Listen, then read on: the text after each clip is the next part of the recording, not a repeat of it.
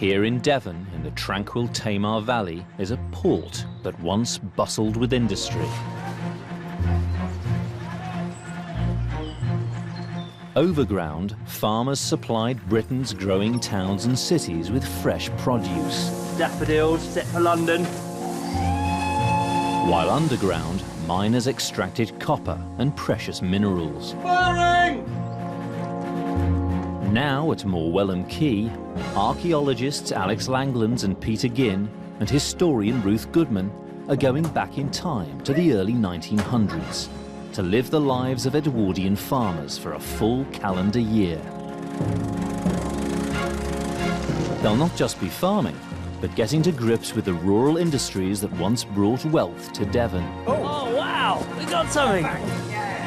So far, the team's endeavours have laid the foundations of a working Edwardian farm. Look at that, gorgeous. They've brought in new livestock.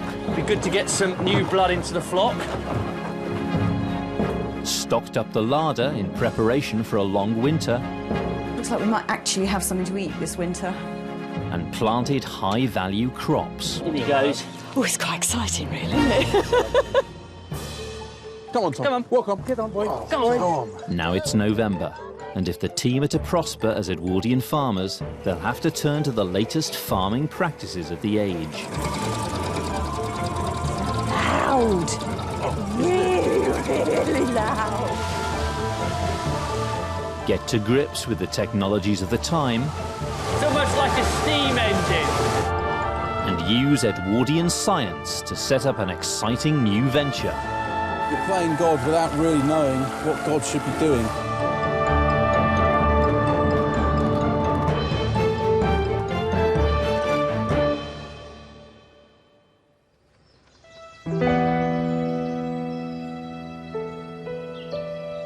On the Edwardian farm, the time has come to plough the land. Alex and Peter want to grow oats, essential as feed for their livestock, and potatoes, a reliable source of income. Good lad. New technology was on the horizon, but most farmers still relied heavily on horsepower. Coming into the season where these fellas really earn their keep, because it's out to the fields, it's working in heavy clay, and this is really what the Shire was bred for. It was the heavy draft work. Come on, Tom. Come on. Walk on. Get on, boy. Come on, boy. Let's go.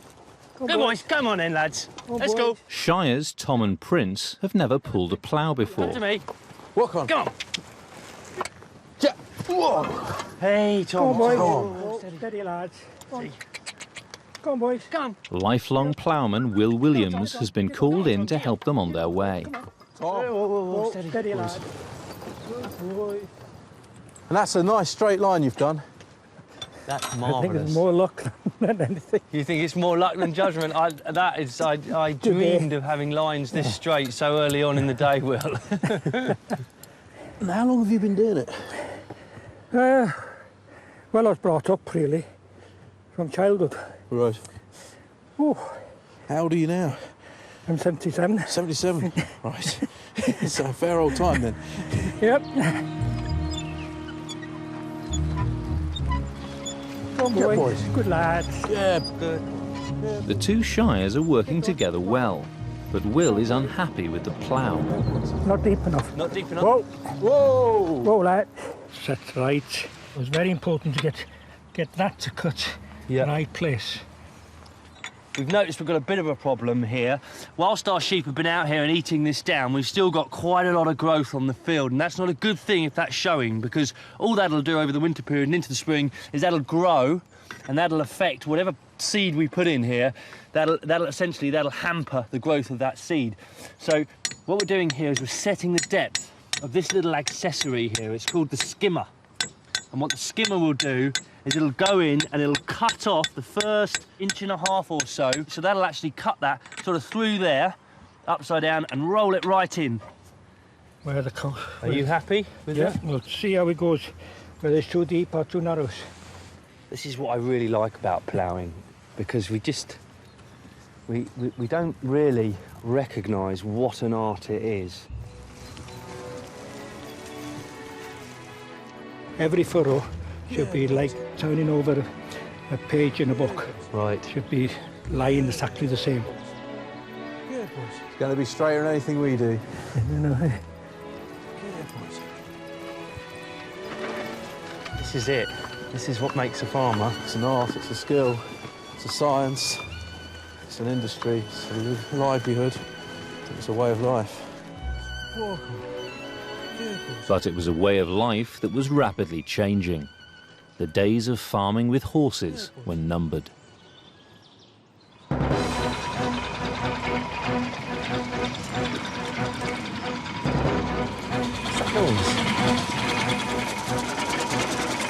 In 1903, a revolutionary new piece of Edwardian technology hit the marketplace, promising to change the face of farming. Oh my word. What have we here?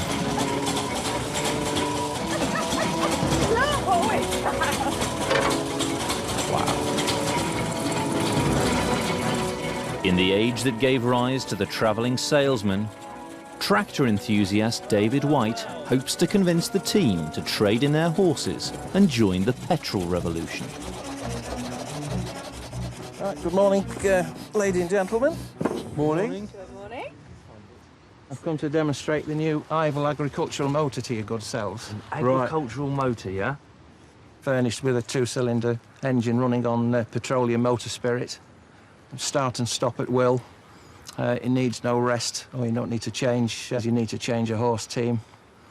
So let's get this straight. The internal combustion engine has arrived on the agricultural scene with this machine, yeah? This is the future, sir.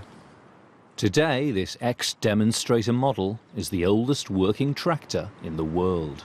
And you've brought your ploughman along with you? Good morning. Hello, Mr. Williams. Now, with a good team of horses, Yep. I'd say you'd plough an acre of land in 8 hours. This will plough 2 acres in 4 hours.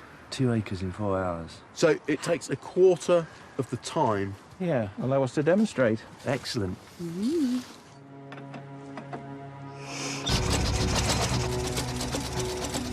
Might be dubious as to whether they'll be able to plough. You're dubious about it? Oh, here we go.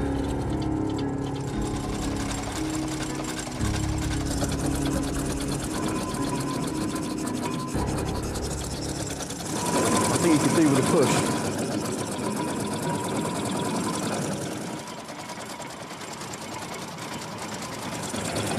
Oh, it's sticking at exactly the same spot, isn't it?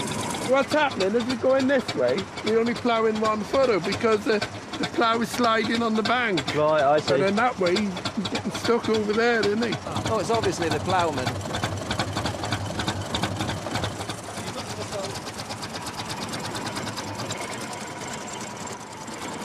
So far, it's looking like the Ivel will be a tough sell. It's not the prettiest bit of ploughing I've ever seen. We spend all this time trying to lift the soil up to get the air into it, only then to drive machines across it. You know, these are people that have spent their lives working with horses.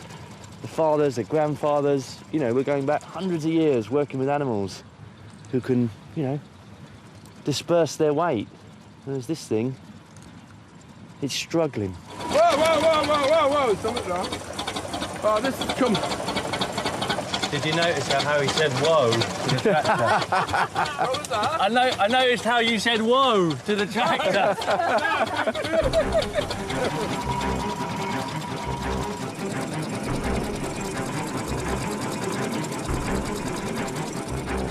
Quite a lot of faff, isn't it?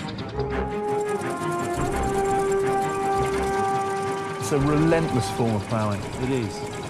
It's just push. It's using power to push through. Yeah. And whereas the ploughman would be using his frame, his body, to react against the slope, to work with it, here Harry's doing it all by levers.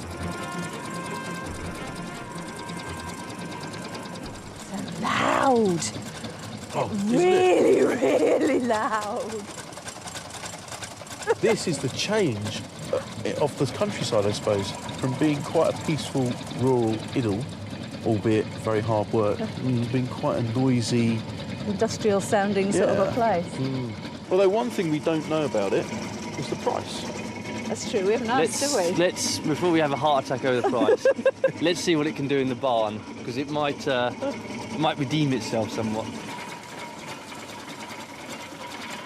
While the men take the Ivel up to the barn, Ruth has come to commiserate with Prince. You know those nasty, noisy tractor? Yeah? Busily superseding you. At the beginning of the 20th century, well over 1 million Shire horses still worked on farms and in industry. But just 50 years later, the Shire faced the very real threat of extinction. So many people who remember working with horses talk about the joy going out of farming to some extent when they stopped using horses, moved over to tractors. I mean, I know the tractors are more powerful, more versatile in many ways. You can see why people moved over to them. But, gosh, something was lost in the process.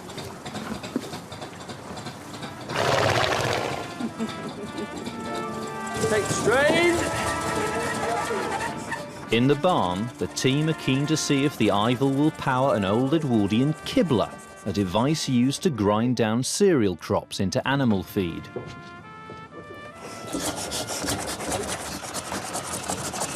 Previously requiring horsepower to drive the machine, the tractor could save the team a huge amount of work. That's power, Peter. That's serious power. Precarious power. Just gonna... That is seriously fast. We come down here, we look at that. This level of power on a farm could save an enormous amount of time. I think, really, this is where the internal combustion engine is going to come into its own.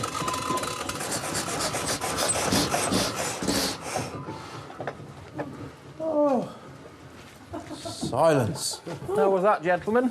I'm super impressed. I've never seen milled cereal come out of a machine that quickly before. And we've worked with a fair few machines, but that's brilliant, isn't it? Sounds to me you need a Ivel agricultural motor. It's kind of redeemed itself. I remain to be convinced on the ploughing front. There's a couple of ticks in the plus column. Yeah. But the big question is... I need a competent ploughing operative. How much? It's a mere £300. £300? So if I was buying that today, 6 years' wages. 6 years' wages. Wow. I'm sure we could work out easy instalments for your good selves. Sign on the dotted line, it could be yours in 40 years' time. Yeah.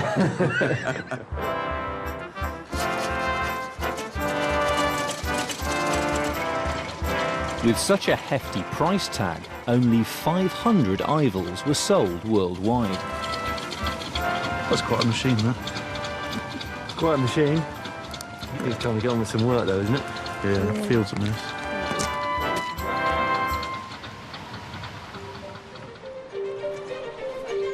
For Edwardian farmers, new technology would become increasingly important to their survival. Facing stiff competition from abroad for traditional crops, British farmers had to stay one step ahead of the game. The latest scientific knowledge enabled entirely new forms of agriculture to emerge. In 1901, the Tamar Valley became home to one of the country's first fish farms. This is the River Tamar. It is a formidable barrier that runs between Devon, where we are now, and Cornwall over there. And come the Edwardian period, the mining that happened in the hills around us, it polluted this river. It was so bad you could take a horseshoe, pop it in the water, and a few days later it was copper plated. The pollution from mining wiped out fish stocks in the river. So the Tamar's biggest landowner, the Duke of Bedford, turned to Edwardian science to farm fish in an artificial hatchery. His aim, to breed salmon and trout to restock the river. My aim is setting up a fish hatchery here on our farm to explore that Edwardian science, which is now a multi-million-pound industry. First pioneered in Scotland in the late 19th century, today over a quarter of all fish consumed in the world is farmed. Peter is hoping to rear trout. To understand the science behind it, he's travelled upriver to meet Rodney Hill and 96-year-old Horace Adams, who worked at the hatchery on the Duke of Bedford's Devonshire estate. So this hatchery was built around, as I say, well, 1900 to 1910, anyway, at that period. Horace is one of the few men who has bred fish the Edwardian way. We had 4 boxes. Water comes through here. Here's the taps, and it runs into this box here. Yeah. And it flows through there onto the next box. And then the eggs were put into the hatchery. In the old days, they used to sit the eggs on the glass tubes, singly, and then latter days, they used to put them in big trays. Once you've laid them onto the tubes, full stop. You mustn't interfere with them again then. Right. Unless there is a bad egg, and then you've got to be very, very careful. How will I know if an egg is dead? If one starts to go bad, they go white. Right. And if you leave them there for over a day, they throw out a kind of fungus, and that affects the other eggs. So you've got to make sure you get that egg out immediately, otherwise you can destroy the lot. Right. Simple as that. And then they start hatching out, and they hatch out in from 39 to 41 days. And there's a little yolk sac, which feeds them for about 14 days. Right. And when that dissolves, you start hand feeding them with dogs' biscuits, liver, rabbits, almond stuff, different offal and all this and that. In the summer, the blowflies would come in, and you'd have hundreds and hundreds of maggots. It was quite a smelly business. But by God, they go for the maggots, Yeah. I bet they could smell you a mile off. yeah, that's right. Yeah, you weren't allowed home with the same trousers on, sort of thing, because you were smelly, quite smelly. Do you have any confidence in me to build a hatchery? Well, no, not really.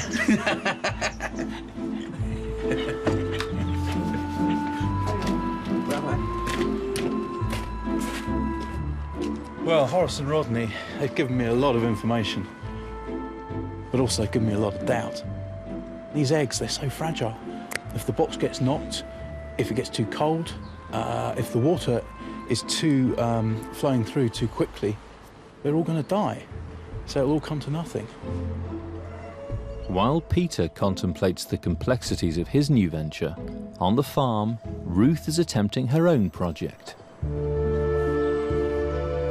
Breathing new life into the all-important privy, a facility that in rural areas had changed little. Although in the Edwardian age, an awful lot of people were moving on, from this sort of privy.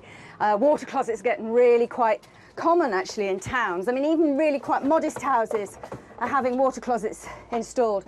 But out in the countryside, most Edwardians were still working on privy systems, rather like this.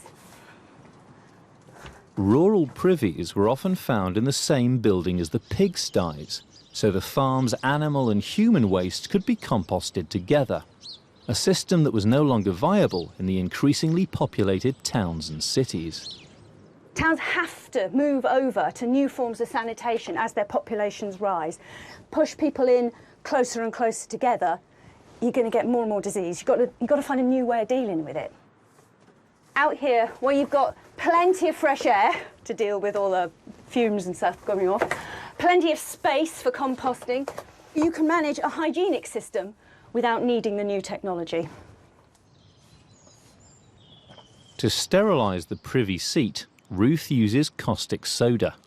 And this will kill every last remaining little trace of bug. In the late Victorian and Edwardian period, people are first really getting to grips with what germs are, what bacteria is. The microscopes are revealing all. And as a result, it's sort of provoked almost a paranoia, really, about germs and bacteria and dirt. So that you find really very, very, very rigorous cleaning regimes. For the privy walls, Ruth uses a solution made from limestone. Whitewash, being based on lime, is caustic and alkali, and it kills bugs. It's a sterilising solution, as well as making an area lighter and brighter. So, helps with being able to see in the dim light.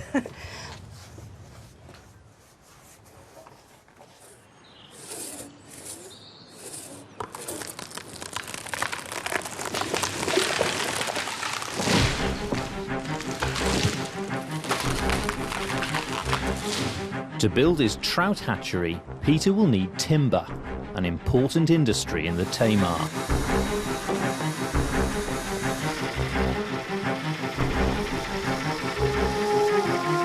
To keep pace with the demand for wood, Edwardian foresters process the timber on site, using steam-powered portable sawmills.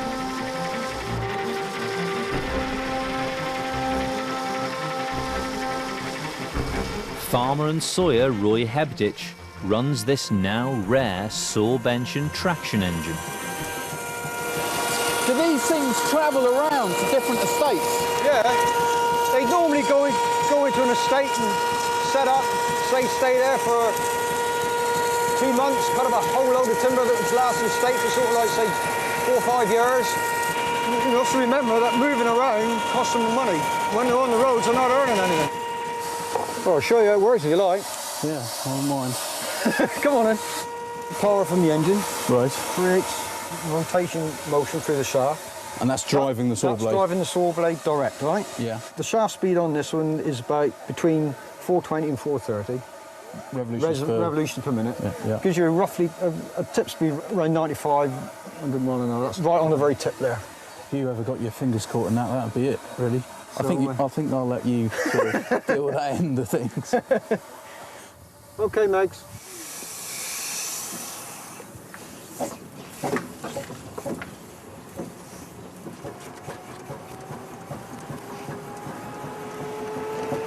Roy's steam-driven traction engine powers both a 4-foot 6-inch blade and a sliding bench.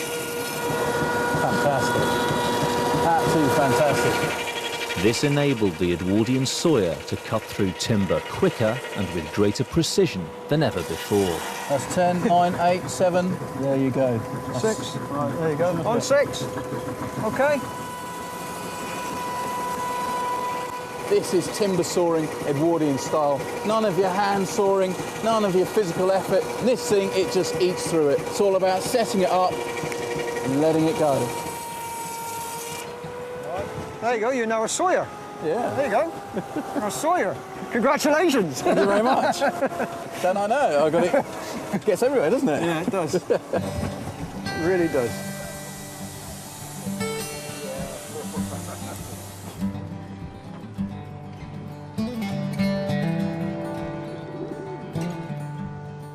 On the farm, Ruth has been applying the finishing touches to the newly refurbished privy.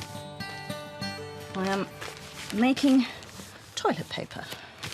So this is a really old tradition. People have been doing it for centuries. In fact, there's even a Shakespearean line talking about some other sort of literature as being fit only for bum fodder. Now all the privy needs is some animal dung to compost with the human waste. These are 2. Yep, these are our 2 large blacks. Hey, girls. Farmhand Megan Elliott has brought 2 sows for the pigsty. So large black, that's local. Yeah, in the late 1800s, the large blacks, you know, were the breed of that time. Big. Nice fat pig. But yeah, they've got these big loppy ears that go over their eyes. And because they can't see so well, that makes them quite placid. They are nice. Nice, easy pigs. Good girls. Good girls. Good girls. Just a bit more now. Come on. Yeah. That's it. Come on, In you go. Come on, What's that? With the sows safely in their new home next to the privy, Ruth and Megan turn their attention to grooming. Good. You can't go wrong with them, really. So how often do you reckon we should do this oiling of the pigs then? Well, it's just when you look at their skin and you think, oh, they need a bit, you know, looking a bit dry, or if they're itching, you know, a fair bit. Brushing a paraffin-based oil onto the pigs will help to condition their skin and kill parasites. It's funny, actually, because this works on people, too. Head lice. I get rid of them by just using any vegetable oil. Like, I just pour vegetable oil on my head and rub it in, leave it for a while, and then wash it out. And because they breathe through their skins, they're lice. A lot of these little parasites. And so if you can clog their skin up with oil or fat, they can't breathe, they suffocate. They used to enjoy it anyway. They do seem to like it, don't they? Better groomed than I am.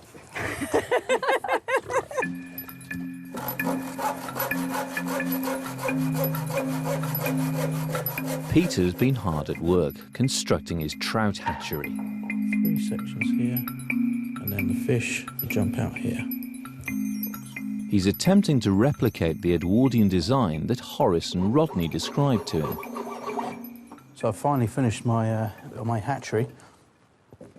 The water's going to come in here through a pipe, and it will slowly feed through these holes into these 3 chambers. This first one is going to have glass rods upon which the eggs will sit. These other 2, I'm going to put stones in to mimic the riverbed. Water will flow over the top, keep it all oxygenated, and hopefully we'll have little trout that will jump over here into the final box. To waterproof the hatchery, Peter uses pitch, which is extracted from the roots of pine trees. This pitch is amazing stuff. It's actually a liquid. If we were to leave this long enough, it would be a pool on the floor, but that would be an awfully long time. For the pitch to be used as a paint, it has to be melted down. The same process used to waterproof boats. It's looking good. Time to get it on the hatchery.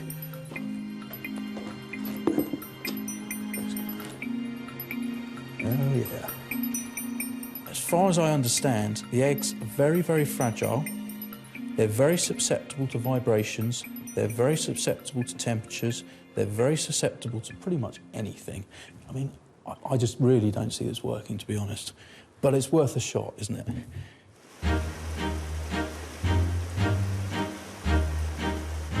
Peter has also built a baffle box, a device to filter out sediment from the stream, which could damage the fragile trout eggs. Touch wood, the water will come through this pipe and end up in my hatchery box over there. From the baffle box, clean, oxygenated water is siphoned into the hatchery, where Peter's trout eggs will be stored. The idea is to replicate a natural riverbed, but in a controlled environment. Seems to be working. The water is trickling over, moving, keeping it oxygenated, and it's ready for the eggs. But to get the eggs, I need some fish that are ready to spawn, and I think I've got to strip them, whatever that is.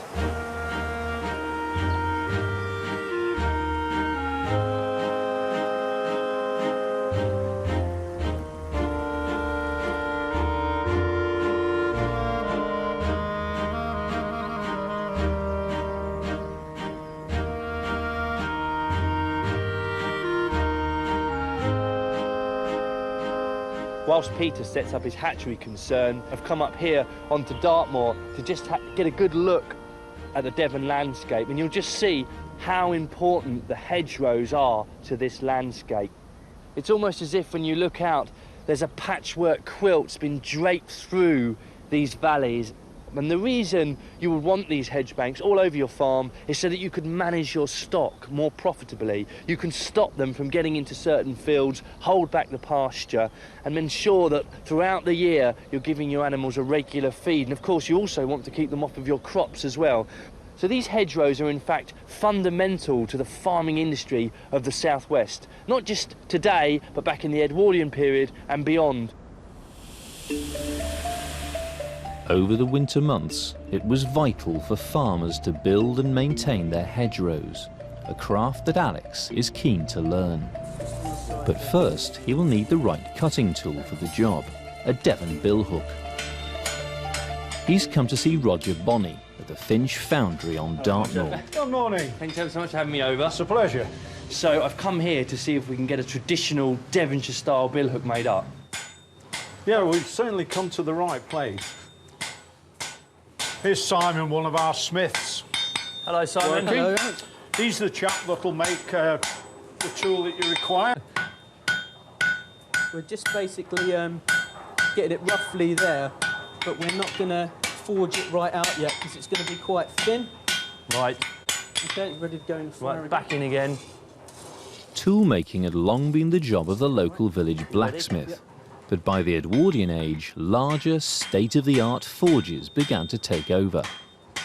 At the Finch foundry, blacksmiths manufactured over 400 tools a day. They made a whole range of stuff, and we've got a catalogue, actually. This is from our period, this? Yes. Oh, fantastic. And you can see that they made tools for every occasion here. All sorts of things here. The selection of shovels, different patterns. You'll notice there's a Cornish shovel and there's a Devon shovel. Slightly smaller. So we've got a Cornish shovel and a Devon shovel. They're the bigger lads down in Cornwall. They can't agree on anything either side of the Tamar, so there are two different patterns. But this isn't just a cottage industry, is it? It's gone up a gear, up a step. This is no longer what perhaps a lot of us remember as the village forge or a smithy. Yeah. This is mass production. Yeah.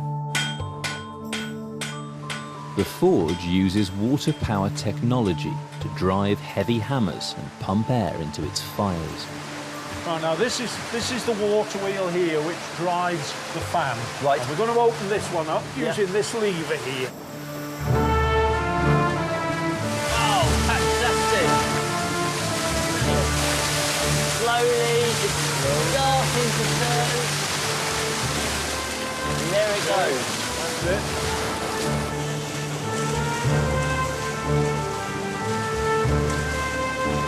That wheel drives through a lot of gearing inside the building here, a fan. And that fan was used to replace the original bellows that we used. Right. The good news for me today is that I'm not going to be spending the whole day. You're not going to be spending the whole day pumping bellows. Water and gravity is going to be doing that for me. That's right. Fantastic. The water-powered machine blows air into the hearth, bringing the fire up to a temperature of 1500 degrees centigrade, hot enough to soften iron and steel. So what are we actually starting with, the raw materials? So what we've got here is a piece of wrought iron. Right. This normally came in big bars known as pigs. Pigs. OK? Small piece, piglet. Piglet, right. OK. But what we do with this, we hammer this out and we finish up with something like this. 2 pieces of wrought iron. Yeah. And running right down through the middle, a bit like the filling in a sandwich, is a piece of what's known as shear steel. Shear steel. Yeah. Right. Now, that is a version of hardened metal. And then, once it's ground, that hard steel edge is exposed. Comes through the middle. That's right. So you start off with the sandwich like so, and it grinds it down like that, and it comes to the point. And it comes to the point. And that's your cutting edge. And that was the secret of the success of this business. Ah, I see. The mysterious art of the blacksmith. We're thinning the blade edge now, so right. I'm trying to keep it straight and maintain that shape. Just follow me. If I go slow, you go slow. Yeah, more gentle.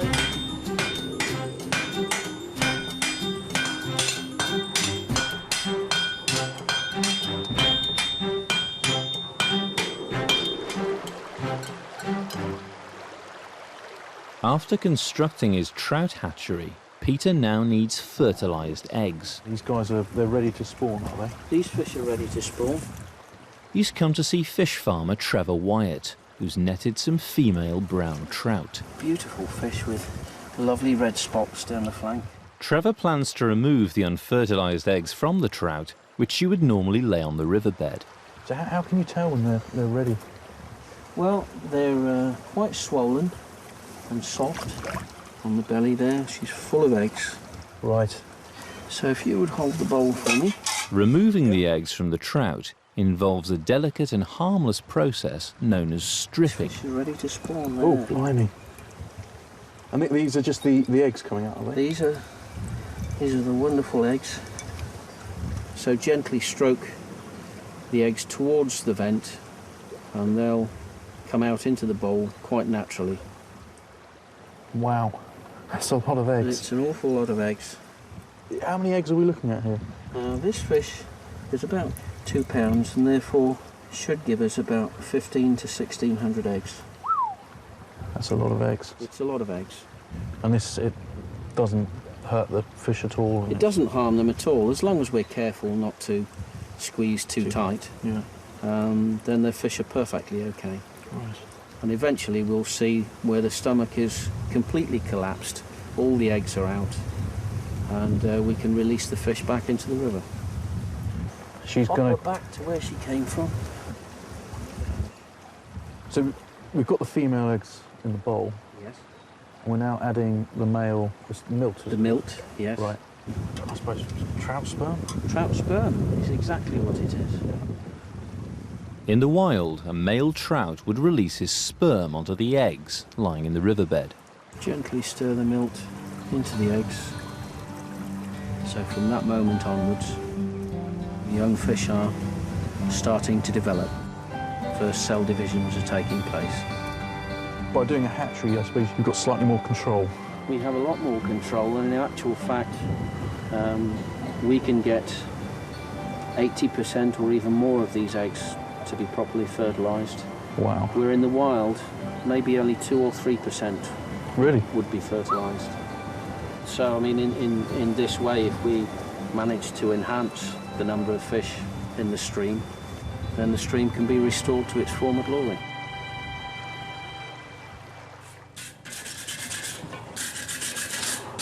Just clean it up. At the forge, Alex's Devon billhook is taking shape. Right, now we need to take some material down quite rapidly. Right. Just to speed things up. We can take that down with the trippet hammers. So we have the technology here with the trip hammers, and these are the very last surviving authentic trip hammers, which, with a little bit of luck, we can still see working. The 3/4 ton hammer is powered by its own water wheel. Wow. That's quite some engineering, isn't it? It is. Made in Tavistock, Right. the largest of our water wheels. It produces something like about 12.5 horsepower. Oh, right, OK. So that's pretty, when you think of the size of a Shire horse, 12.5 Shire 12.5 Shire horses. That's really something, that is. And, of course, you don't have to feed this. No. This is all free. It all feeds itself. It feeds itself. All we need is the water. Yeah. And we've got plenty of that today. Plenty of that in this part of the world. Yes. Well, I suppose you better see it in motion. I'll give you a shout. I'll stand back. Yes, please do. You'll get wet otherwise.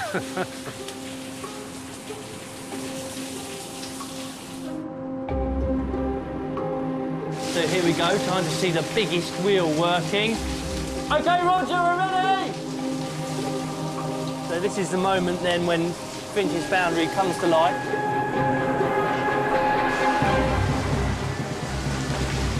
And there we go, wow, look at that! Look at that, getting up.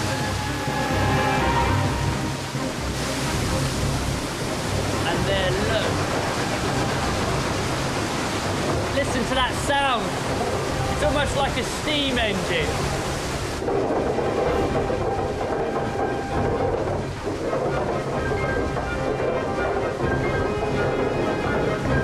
All the belts are turning. You ready?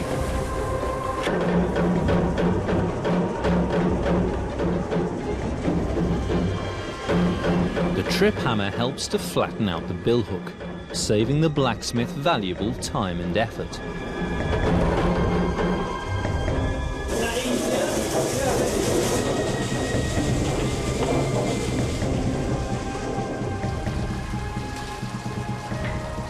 What you saw was just a fraction of what it would have been. Right.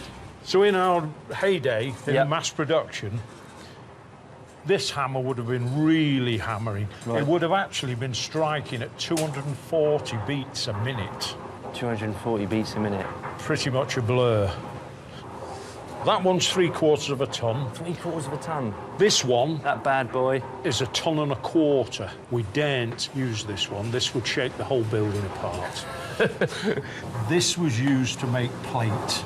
to make blades for shovels. Right, oh, so you're really smacking down to get really thin. That's right. You couldn't buy plate ready-made. You've got to make your own from that same raw material. Right. Do you remember?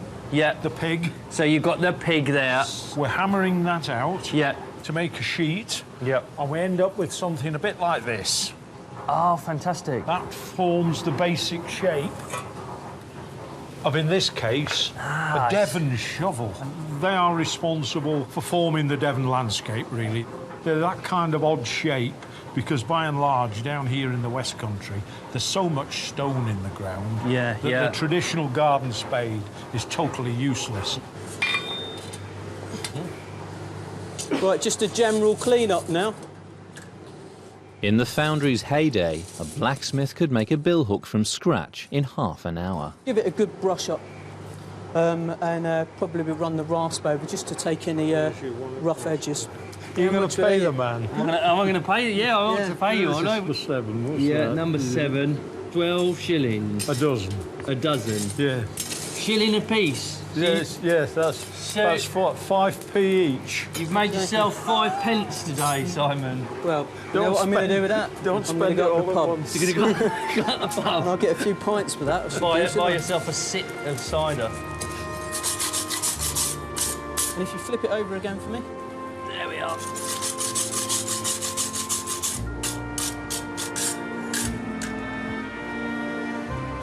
There it is. My authentic Devonshire billhook. That's fantastic. All hand forged. All with water power. All with water power as well. You couldn't get more authentic than that, I don't think. I hope that gives you many years of good service.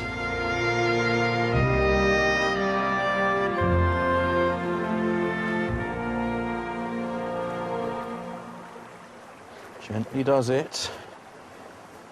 This is your new home. It's taken me ages to build this hatchery.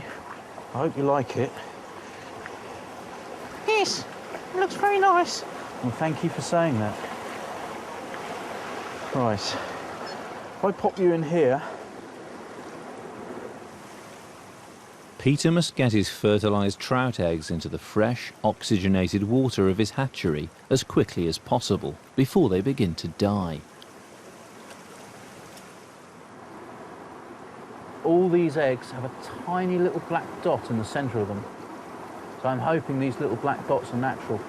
I'm hoping that's just the nucleus of the egg. And I'm going to lay these very carefully onto the glass rods. Ooh. Easier said than done.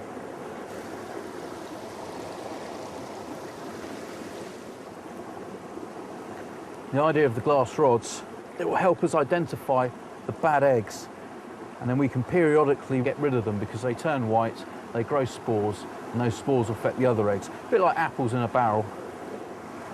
That's a bad one there. It's gone white. Ooh.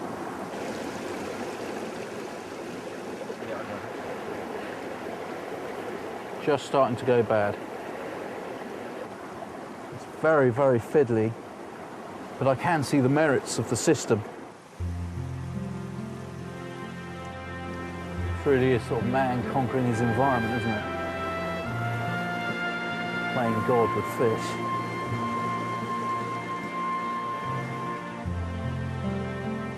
Right, now that we've got, well, a number of eggs on our glass rods, it's time to put them into the water.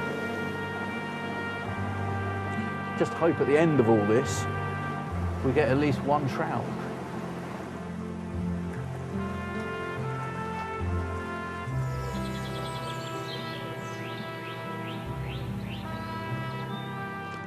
It's late November, and the long winter evenings have set in. Now that you're Devon's very own fish baron, I'd like to introduce you to my new tool. Ruth has borrowed an Edwardian gramophone, an innovation in home entertainment that was rapidly gaining in popularity.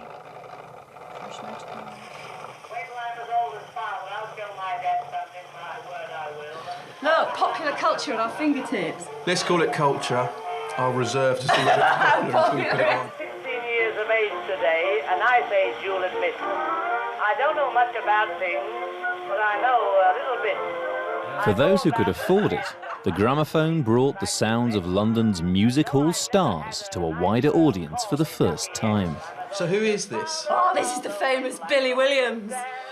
Surely you've heard of Billy Williams. He was this really great musical star of the time, and he's thought to be one of the most prolific makers of records, most prolifically recorded artist, maybe even of all time, certainly of his own time. Wow, didn't know you were such an expert.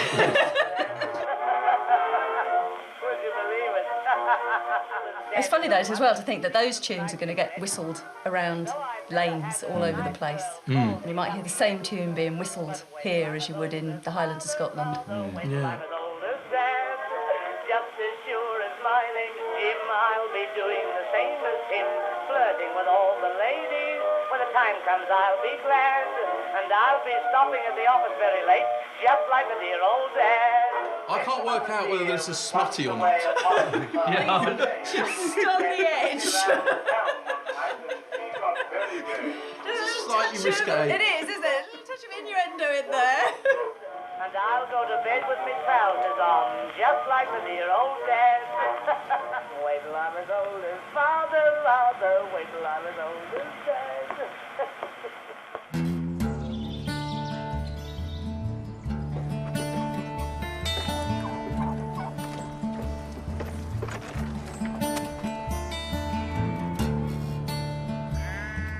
Armed with his brand new Devon billhook, Alex is ready to take on the farm's unmanaged hedgerows.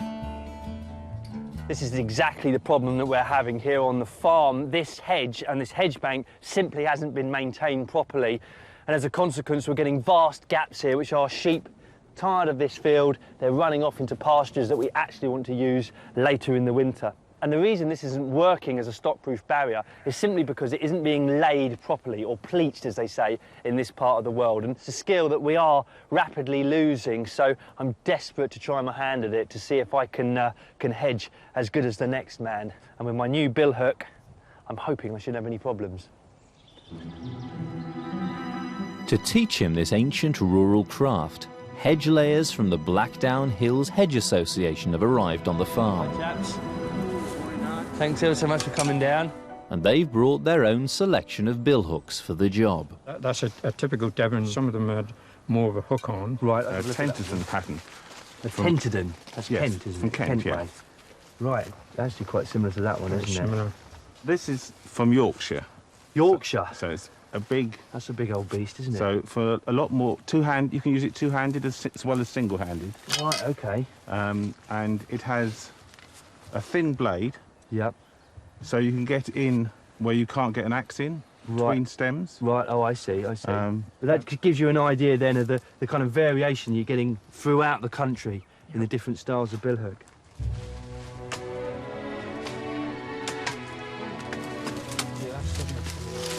You just cut it down in the direction you want it to go. So if you want it to go straight up through, you put it 90 degrees that way.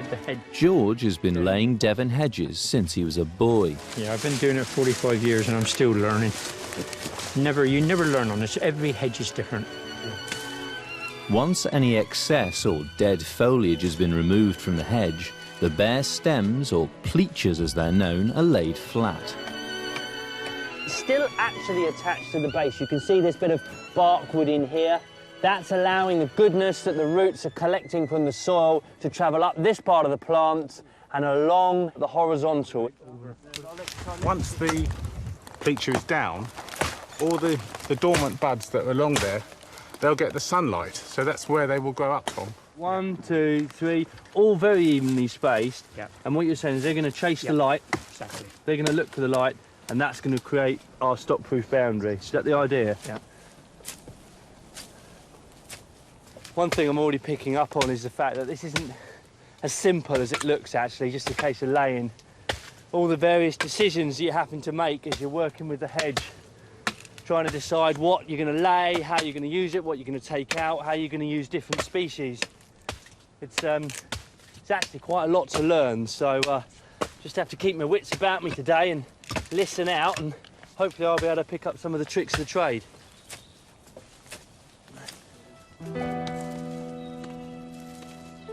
A well-maintained hedge acts not only as a stock-proof boundary, but as a habitat for wildlife where fruit can thrive.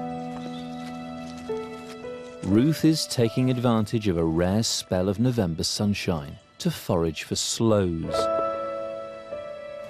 Sloes are pretty much the last of the autumn hedgerow fruit. So when everything else is finished and bare, they come out for your sloes. As we're all starting to realise again now, you know, just how important a resource these sorts of scrappy bits of hedgeline are. Now one of the joys of British countryside. You get this lovely golden light through everything. It just makes you feel good. Oh, look at those cows. I've always loved doing this sort of picking of free food. It's a really good excuse to be out. Of course, the health advice for Edwardian women was to be out and about, walking as much as possible. You're forever saying that the woman who walks out in the fresh air regularly every day in a vigorous fashion is the one who has no problem with her monthly cycle, is the one who has babies nice and easily, is the one who remains in cheerful spirits. It's supposed to be really good for you. And for some reason, women seem to need walking more than blokes. Don't know why. Ruth is going to use the fruit to make sloe gin. And when the boys say, "So what have you been doing all day?" Nobody's going to argue with me when I say I've been making gin.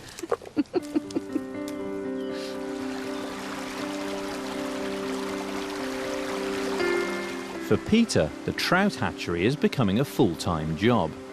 He's checking on it twice a day. All these leaves are getting swept down and they're clogging up these pipes. I'm trying my hardest with chicken wire just to keep the pipe open and the flow of water into the hatchery continuous. It's an everlasting battle. There we go. Got it. Leaves are clogging up the baffle box, which is supposed to filter out sediment from the stream, keeping the hatchery and its fragile eggs clean. Oh. Everything is covered in sediment. They all look pretty white to you. That is properly white. That is a dead egg.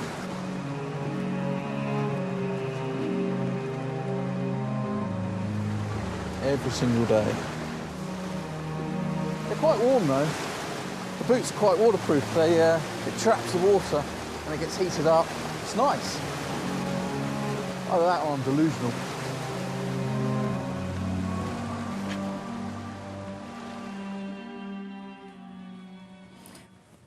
Smells good. Ruth is making sloe gin for Christmas, a practice that many Edwardians would have frowned upon. I'm being really wicked here. I'm being bad. The Edwardian period is the absolute height of the temperance movement in Britain. The Band of Hope, people signing the pledge, refusing to take any more alcohol, and great, huge campaigns led by the church, all of which were very, very, very anti-alcohol.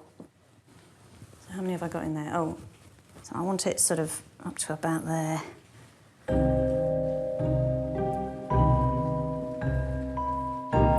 Boom, boom, boom, boom.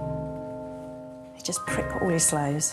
I'm using a knitting needle because not so pointy on the fingers as using a pin. And you just fill the bottle up. And then you add some gin and sugar. Just as much or as little as you like, really.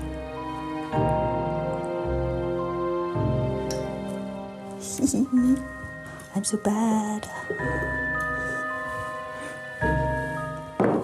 Right. Cork. Shove it in. And slowly, slowly, over the next couple of weeks, all the juices from the berries will colour the gin and it'll go dark purple. Then, come Christmas, it'll be absolutely delicious.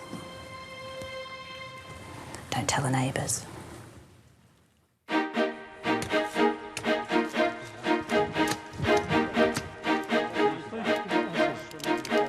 That'll stop the sheep from getting their noses up there. put them in a little bit of an angle. There's so much to remember here. Do you want me to write it out on a bit of paper? Yes, you could.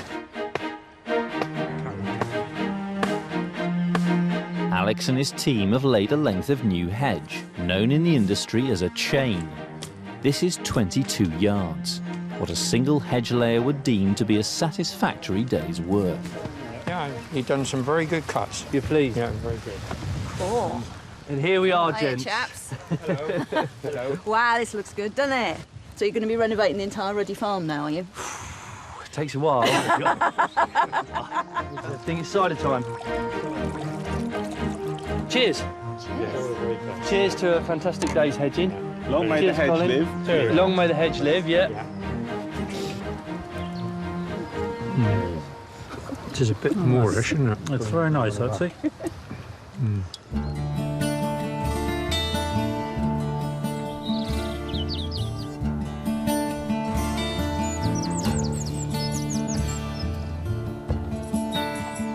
It's been 41 days since Peter introduced the fertilised eggs to his hatchery. The trout should now be hatching. Let's see how they're doing.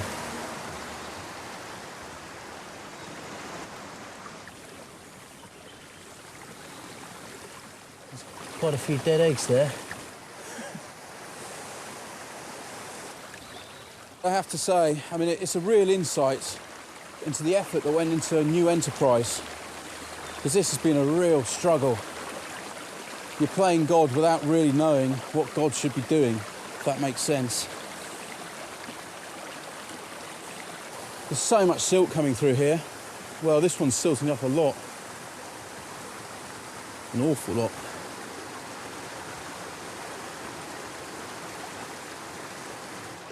Oh, look!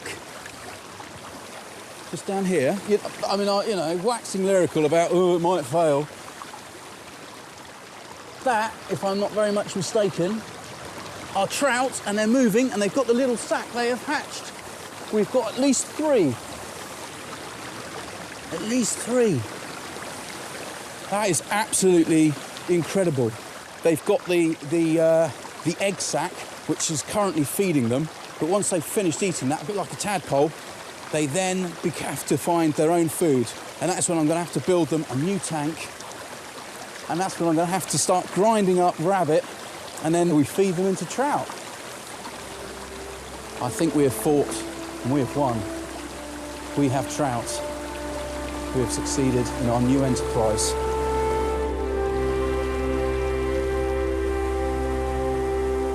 Next time on Edwardian Farm.